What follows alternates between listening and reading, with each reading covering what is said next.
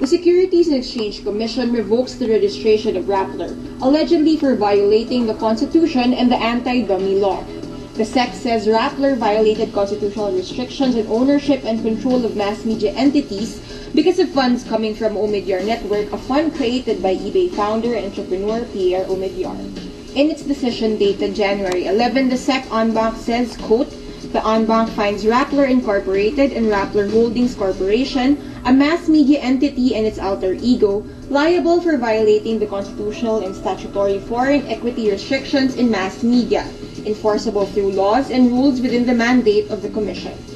SEC voids the Omidyar Philippine depositary receipt and revokes Rappler's certificate of incorporation. A PDR is a financial instrument that does not grant ownership, owner voting rights in the board, or a say in the operations of the company. Several large media companies have PDRs. The SEC itself accepted the Omidyar-related documents submitted by Rappler in 2015.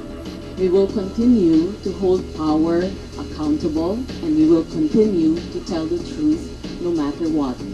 Rappler will continue to operate as it files the necessary motions for reconsideration with the courts. The Duterte administration has long targeted Rappler.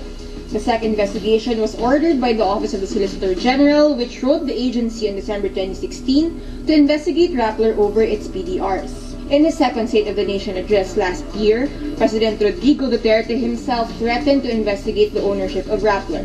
Rappler has long debunked the allegation. The SEC decision against Rappler also comes after months of being attacked by pro-administration bloggers over its ownership, among other issues. The SEC endorses the decision to the Justice Department for appropriate action.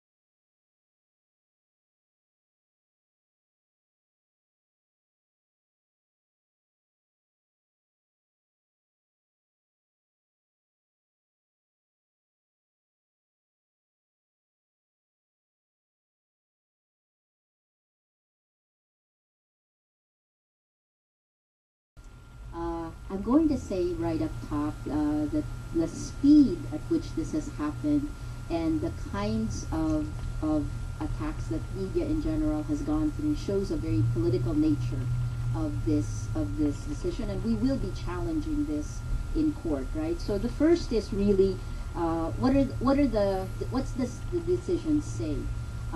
This case began with a show cause in August, and then within about 5 months we had a decision with steps that were missing in the process. The decision said that the SEC voided something called PDRs, Philippine Depositary Receipts. These are legal by the Constitution, and we have lots of definitions for it. But the easiest definition is to think about it like this: somebody who puts money on a PDR is like the person in a horse race, right? And you put your money on a horse. You bet on the horse. That doesn't mean you can tell the horse what to eat, or you can tell the horse who the jockey of the horse is going to be, or even anything else, because you don't have anything except you're betting on the horse. So a PDR is a bet on a horse. That's probably not a great way of saying it, but essentially what happens is if the horse wins, great, you get something. If it doesn't win, you get nothing.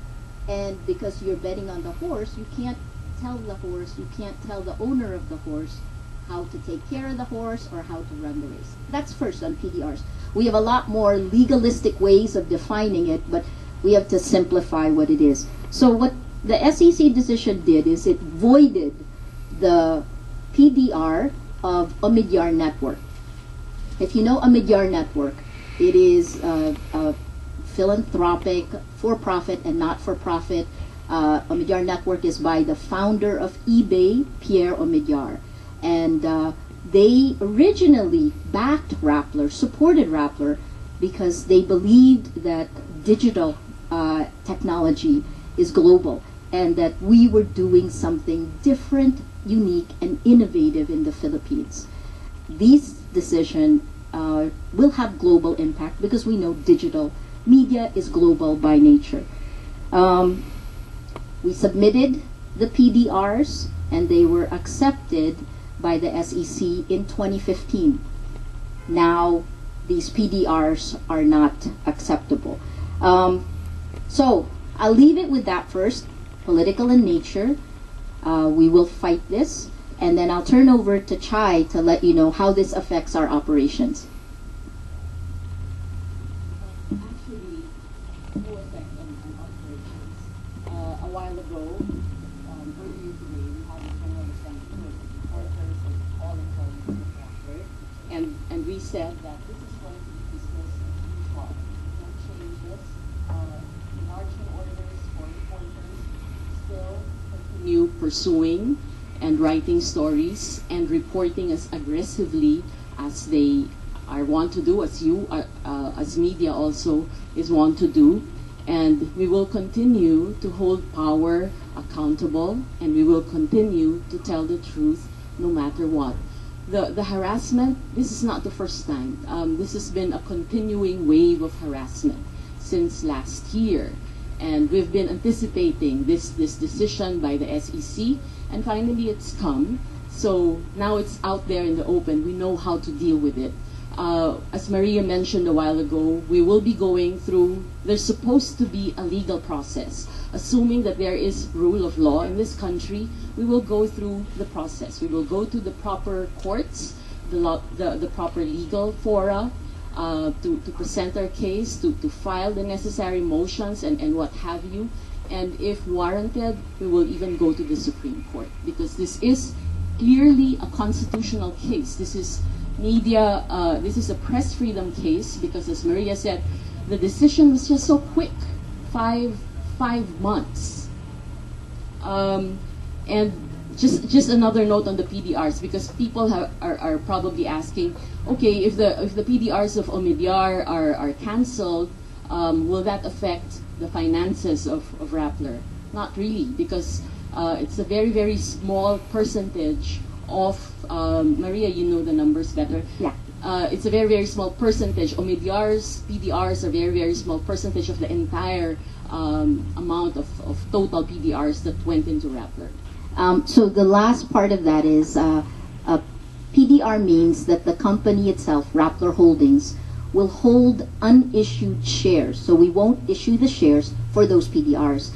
Chai mentioned a small amount. It's Omidyar Network's amount of PDR and Rappler's 5.5%. Right?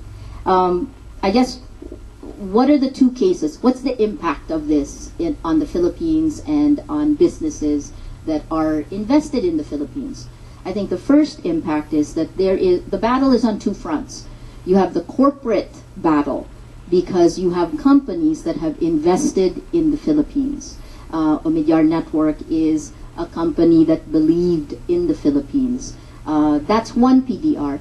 Our other PDR is North-based media. North-based media is headed by the former COO of Reuters, the former head of Wall Street Journal, and the former head of the Washington Post.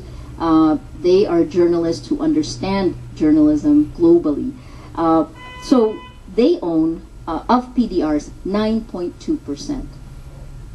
Rappler, the majority, the people who have the majority and who dictate the course of Rappler are the journalists. That's us. So I guess, so the first is corporate issue and press freedom issue. Finally, I'll leave you with this before we can take before we take your questions. The SEC did not follow the rules of procedure. They didn't go through due process. The M-Bank essentially issued an order to shut us down without giving us an opportunity to respond to what the special panel found. Right? So we didn't get that chance. It wasn't a normal process. And what we will do is prepare to fight. Our lawyers are preparing our next step. But as Chai said, business as usual. We're there, we're with you. I wish it was on your side, not on this side. And we feel like we are not going to, I guess this is the last part of the kind of harassment that journalists have had in the last year or so. In Rappler, it began a year and a half ago. We stand tall, right? We stand firm. It's good. This is a moment that we will say, you know, we stand for press freedom. I'll take your questions. We'll take your questions. Should I give you the mic? Yeah, sure. Please. Okay, so categorically, Rappler is not foreign-owned, at least 60% or less. How much are the shares of foreign entities in Rappler? I can give you a link. In fact, maybe social media can already post the link, right? In terms of international groups, now, why did Rappler go outside, right? You have to understand that we are fiercely independent. Chai is one of the founders of Newsbreak. I started Probe when I was in my 20s with Cheche Lazaro and Ducci Cruz Valdez. And what we felt, given the political environment, that we didn't want to be influenced by any businesses in the Philippines. We felt that going to get PDRs, which don't give any ownership or any control, would give us the ultimate independence. So 9.2% for North-based media, that's unissued shares, and 5.5% for Omidyar Network. In terms of foreign influence, you know, I think one senator questioned my citizenship. I will tell you, you know, many of you know that I am both a Filipino citizen and an American citizen. I don't mind saying that. It has been part of who I am, and I will not be intimidated into backing off on anything. And I think the last part of that is that, as my old boss, Gabby Lopez, will probably tell you, I am extremely stubborn. When we fight for an issue, when we fight for what is right, we will stand the line. And if I found anyone more stubborn than me, that's probably the Newsbreak girls. Chai is worse. We draw the lines. So in terms of control, any type of control other than the journalist, good luck. And then in terms of foreign control, good God, why, right? I'll just add to that, no, because as Maria mentioned a while ago, a PDR is not equivalent to ownership. It's really a financial instrument. Companies will need investments and capital to fuel operations. Media is very expensive, especially for television. You know this. And same with us. We also need capital, because when we started, it was really just us. There are no big business investors in Rappler. So because we needed capital, we thought of doing PDRs, because ABS-CBN has that, GMA7 has that, PLDT has that. So it's nothing new. It's a template already that we really followed. So there's no violation there. And because these are PDRs, what we are essentially doing is they're able to put in money, and then if we become profitable, then they collect from the investment. But the day-to-day operations, they have no say. They can't tell us, you're not supposed to run this story, or you should run this story. No interference at all in editorial. So that's the difference. If you're a shareholder, investor, that's where you have a say. You're part of the board, and then you vote on certain issues that could influence day-to-day operations in editorial, but not so with PDRs. But again, I'll go back and I'll challenge. You can talk to any of our directors.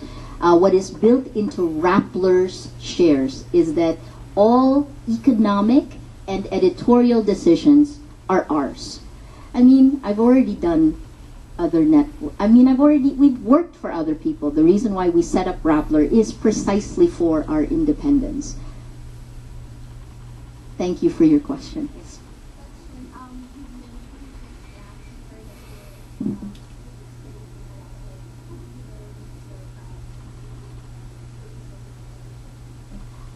So it's no secret we came out with data-driven series on propaganda and the weaponization of the internet.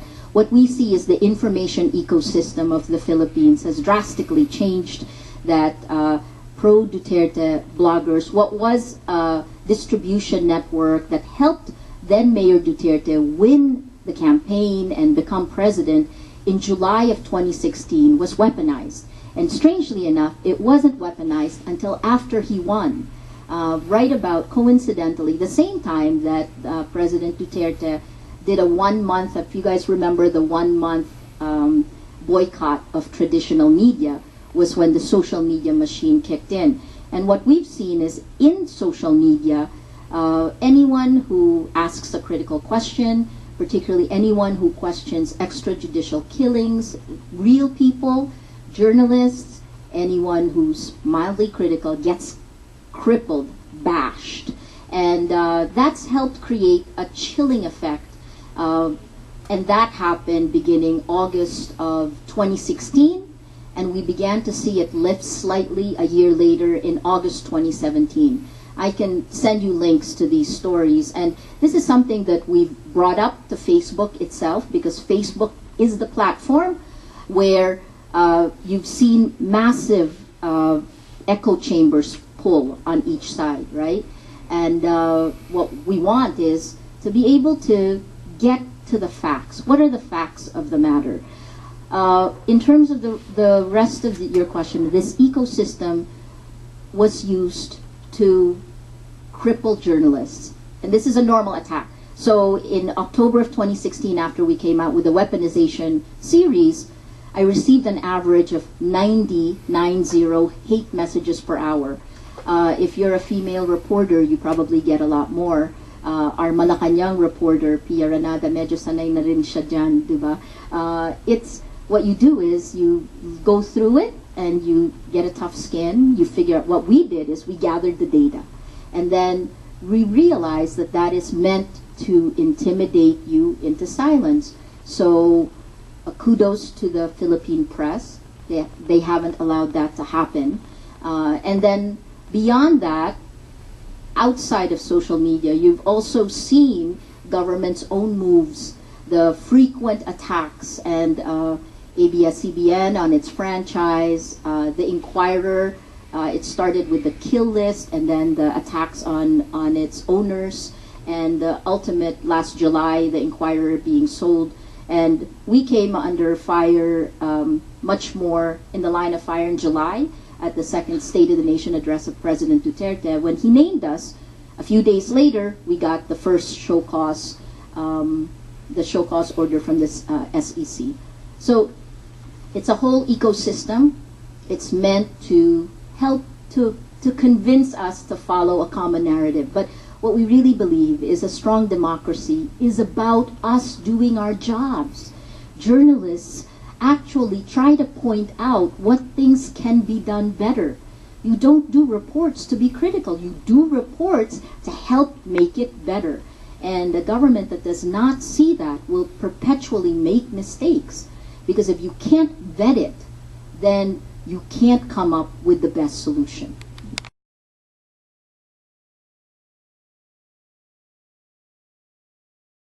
Violation ba ng freedom of speech itong decision ng SEC? Ang sinasabi ng Rappler, sinasabi na lang ng SEC itong, gumawa na lang ng dahilan ang SEC para mapatahimik sila. At pinapatahimik sila kasi kontra sila doon sa ating Pangulo. Pero kung titignan niyo, hindi naman talaga necessarily kontra sa Pangulo ang Rappler. Kontra siya sa Pangulo at saka sa lahat ng mga supporters niya. Rappler makes a lot of enemies, pero I think that is the nature ng pagpapahayag at pagsasalita. Tingin ko, and this is my own opinion lang po, walang violation ng freedom of speech dito. Ang violation dito, ang tingin ng SEC, is yung foreign ownership requirement ng saligang batas. Hindi sila nag-comply doon, therefore, mapapasara sila. Hindi sila sinasara because meron silang pahayag na hindi sang-ayon sa ating Pangulo o hindi sang-ayon sa ating administrasyon. Pero sigurado ako yun ang sasabihin nila. Kasi ina-attack yung, supposedly, ina-attack sila because of their contrary views. I think na you can have contrary views, pero pwede kang mag-comply dun sa foreign ownership requirements. Diba? Hindi naman tinitira yung contrary views, ang tinitira yung supposed, yung FDRs na sinasabi ng SEC ay nagsa-circumvent dun sa rules on ownership requirements na all should be 100% Filipino.